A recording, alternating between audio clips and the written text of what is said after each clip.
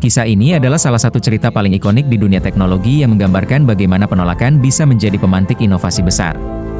Tokoh utamanya adalah Steve Wozniak, insinyur jenius, dan Hewlett-Packard, HP, perusahaan teknologi raksasa tempat Wozniak bekerja pada pertengahan 1970-an. Pada tahun 1975, Steve Wozniak bekerja di HP dan mendesain papan logika komputer buatannya sendiri.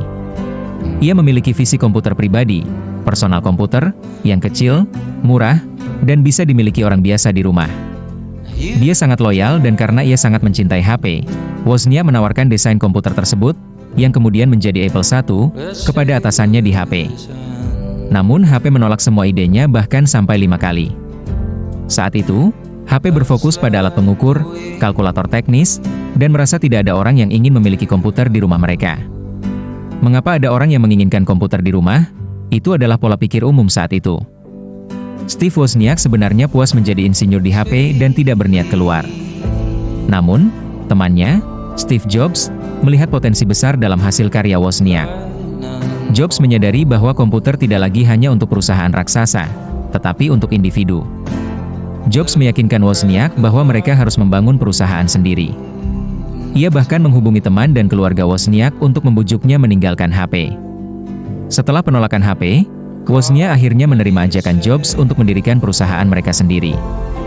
Mereka menjual barang berharga milik mereka sebagai modal awal. Wozniak menjual kalkulator HP-nya, dan Jobs menjual mobil van Volkswagen-nya. Pada 1 April 1976, Apple Computer secara resmi dibentuk di garasi rumah orang tua Steve Jobs yang dimana garasi itu menjadi garasi legendaris di masa depan.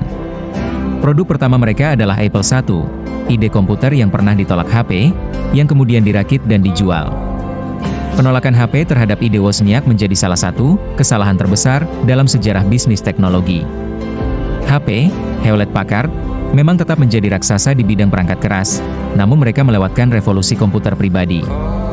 Sedangkan Apple melalui produk selanjutnya seperti Apple II, membuat perusahaan ini memicu revolusi komputer pribadi, mengubah dunia teknologi, dan tumbuh menjadi perusahaan senilai triliunan dolar.